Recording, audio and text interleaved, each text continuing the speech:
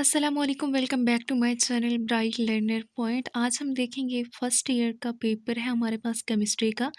और paper start करने से पहले कुछ इंपॉर्टेंट बातें मैं आपको बताऊंगी कि किस तरह से आपने पास्ट पेपर से तैयारी करनी है। बच्चे क्या करते हैं कि पास्ट पेपर से रटा तो लगा लेते हैं, लेकिन उन्हें प्रॉपर तरीका नहीं पता होता कि किन टिप्स एंड ट्रिक्स को फॉलो करके हमने ये पेपर जो है वो सॉल्व करना है। अगर आपकी तैयारी बिल्कुल भी नहीं है तो भी घबराने की कोई भी बात नहीं है। आप पास्ट पेपर से तैयारी करके बहुत अच्छे मार्क्स हासिल कर सकते हैं, लेकिन रट्टा लगाकर नहीं। इन टिप्स एंड ट्रिक्स को जो कि आपको इस वीडियो में बताया जाएंगे, इनको फॉलो करने के बाद सबसे पहले आपने क्या करना है। जब आप केमिस्ट्री का पेपर तैयार कर रहे होंगे तो सबसे पहले आप जाएंगे गूगल पे। वहाँ पे आपने पास्ट पेपर पूरे 5 साल के आपने डाउनलोड करने हैं, ठीक है। और अगर आप वहाँ से गूगल से आपको नहीं मिलते तो आप यूट्यूब से बेशक निकाल लें, लेकिन 5 साल के पास्ट पेपर आपने निकालने हैं। निकाल लेने के बाद आपने क्या करना है कि उनको या तो प्रिंट करवा लें या फिर किसी भी रजिस्टर वगैरह पे उनको नोट कर लें। 5 साल के पास्ट पेपर रिपीट कर रही हूँ, आपने लिखने हैं या प्रिंट करवाना है, जो भी आपने करना है, ठीक है। उसको करने के बाद आपने क्या करना है, मोस्ट इम्पोर्टेंट चीज़ है कि जब आप उन्हें सबको जब लिख लेंगे, लिखने के बाद आपने सबसे पहले एक और पेज निकालना है। उस पेज को उस पेज पे आपने नोट करते जाना है कि जो सवाल 5 साल के पेपर्स में ज़्यादा दफ़ा रिपीट हो रहे हैं। कुछ क्वेश्चंस ऐसे होंगे जो 3 पेपर्स में रिपीट हो रहे होंगे, कुछ ऐसे होंगे जो 2 में आए होंगे, कुछ ऐसे होंगे जो सिर्फ 1 में आए होंगे, और कुछ ऐसे टॉपिक्स आपको मिलेंगे कि उसमें जो है वो टॉपिक बार-बार आया होगा, लेकिन ऐसा होगा एक दफ़ा उन्होंने डेफ़िनेशन पूछी हुई है, दूसरी जगह कोई इक्वेशन पूछ ली है, तीसरी जगह उससे कोई न्यूमेरिकल पूछ लिया, चौथी दफ़ा उसी से कुछ निकाल के फ़ॉर्मूला पूछ लिया। तो इस तरह का होता है। तो उन टॉपिक्स को भी आपने नोट करना है। सिर्फ़ आपने ये नहीं देखना कि सवाल ही आया हुआ है, आपने देखना है कि किस टॉपिक से आया है, ठीक है? आपने टॉपिक नोट करने हैं। अब जो बार-बार रिपीट हो रहे हैं, वो आपने अलग पेज पे लिख लिया। आपको पता चल गया ये इम्पोर्टेंट है ज़्यादा। तो आपने पास्ट पेपर को नहीं छेड़ना। सबसे पहले जानना है उन जो टॉपिक्स आपने नोट किए हैं, उन टॉपिक्स को आपने बुक से निकालना है। बुक से निकालना है, उन टॉपिक्स को डीपली आपने स्टडी करना है। उनके बारे में सब कुछ आपको पता होना चाहिए। जब आप वो कर लेंगे तो उसके बाद आप आके वो क्वेश्चन देखिएगा जिनकी वजह से आपने वो टॉपिक्स किए हैं। अब देखिए कि जो वो क्वेश्चन जिस तरह से उन्होंने पूछे हैं, क्या आपने जो टॉपिक तैयार किया है उसको करने के बाद आप इन क्वेश्चंस के आंसर सही तरह से दे पा रहे हैं या नहीं। तो इससे आपको पता चल जाएगा कि आपकी किस हद तक तैयारी है, ठीक है। मोस्ट रिपीटेड क्वेश्चन टॉपिक्स जो हैं वो आप करने के बाद अब वो दूसरे रह गए जो बार बार रिपीट तो नहीं हो रहे थे, लेकिन कुछ कुछ पेपर्स में वो आए हुए हैं। अब इसके बाद इन टॉपिक्स को आपने बहुत अच्छे से कर लेना है। तो आई होप सो कि अगर आपको बाकी तैयारी नहीं है, सिर्फ आपने क्लासेस ही अटेंड किए, तो भी अगर पास्ट पेपर की इस तरह से आप तैयारी कर लेंगे ना कि जो बहुत इम्पोर्टेंट कुछ टीचर ने भी आपको लगवाए हुए होंगे और उस तरह के टॉपिक्स फिर कुछ पास्ट पेपर से आप कर लेंगे, तो होप्स हो कि बहुत अच्छे मार्क्स इंशाल्लाह आपके आ जाएंगे। Best of luck.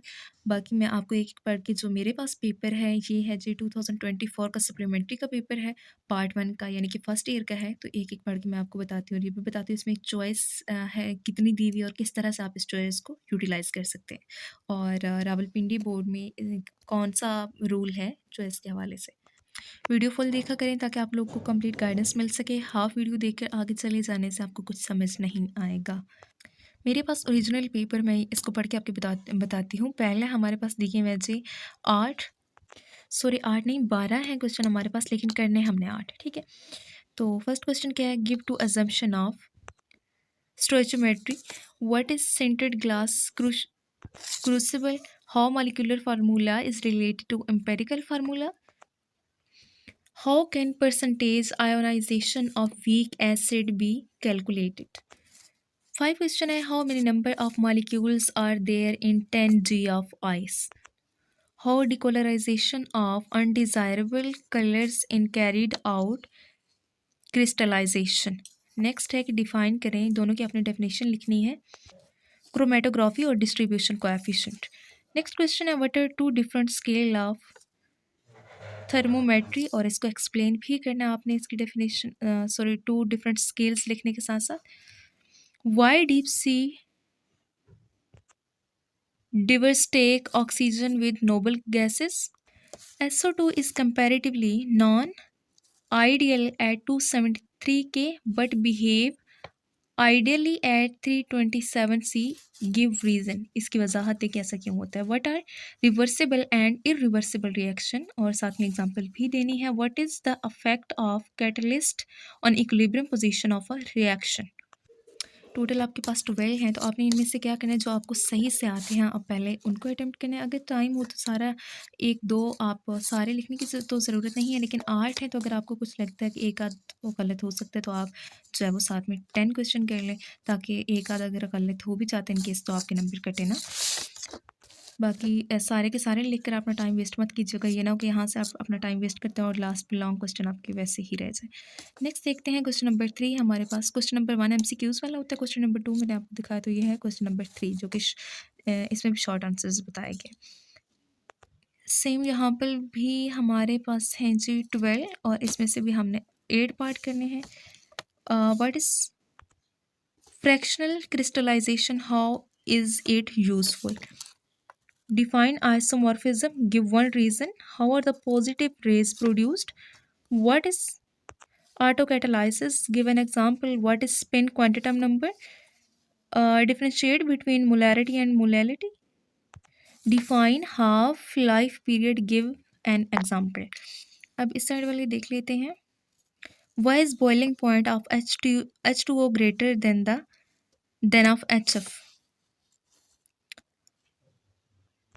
Ionic crystals are highly brittle. Give the reason. What do you mean by the habit of crystal? Give an example. Write down the electric configuration of 24Cr and 15P. How can you prove that the cathode ray possesses momentum? Short questions के हमारे पास 2 part हो गए हैं, अब third part है, और यहाँ पे फोर्थ क्वेश्चन बनता है give short answers of any 6 of the following. Total हमारे पास कितने दिए हुए, 5 और 4 9 दिए हुए आपने, सॉरी आपके पास 9 दिए हुए और आपने इनमें से 6 करने। Why ionic compound do not show isomerism but covalent compound mostly do it? Next question है enthalpy of combustion. Give an example. Prove that delta E is equal to QV. What is chemical bond? Give reasons for formation of bond. Define bond order. Give an example. Define the thermochemistry. Write down any 2 factors affecting bond length. Calculate oxidation number of phosphorus in HPO3. Write electrode reaction for discharging of lead accumulator. Next हमारे पास section number 2 है, और इसमें है आपके पास long question जो कि हैं हमारे पास 5, और 5 में से आपने करने हैं 3। लेकिन एक चीज़ को ध्यान रखिएगा कि जैसे ये 5 क्वेश्चन हम देखें ए और बी पार्ट है, इसका ए और बी पार्ट इस तरह से, तो इस तरह से आप नहीं कर सकते कि आप ए पार्ट इसका लिखें, बी पार्ट इसका लिख लें, आपको इसका ए आता है इसका बी नहीं आता, तो आप जो भी देख लें इनमें से कोई ऐसा क्वेश्चन उठा के आपने लिखना है जिसके ए और बी दोनों पार्ट आपको आते हैं, तो तब मतलब आपको होल आता है। ठीक है, ऐसा नहीं कर सकते एक का ए लिखा एक का बी लिखा तो आप कहेंगे ये कंप्लीट क्वेश्चन हो गया, तो ऐसा नहीं होता। जो भी आपको आते हैं जिनके दोनों पार्ट आते हैं वो तीनों आपने जो है वो लिखने हैं। तो वीडियो काफ़ी लॉन्ग हो गई है, सो मैं आपको पढ़ के नहीं बताती, ये आप लोग वीडियो को रोक के देख लीजिएगा कौन कौन से आपके क्वेश्चन आए हुए हैं, और ए और बी पार्ट किसी को भी आप लिख लेंगे तो इनके जो है वो मार्क्स इक्वल हैं, सब क्वेश्चन के मार्क्स इक्वल हैं, तो इससे कोई इफेक्ट नहीं होगा कि फ़लाँ लिखने से ज़्यादा नंबर नहीं मिलेंगे। आपने जो भी लिखना है, जो भी आपको ठीक से आता है वो आपने लिखना है, ठीक है, जो भी लिखना है वो कंप्लीट लिखना है।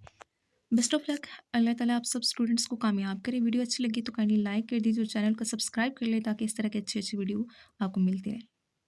Thanks for watching.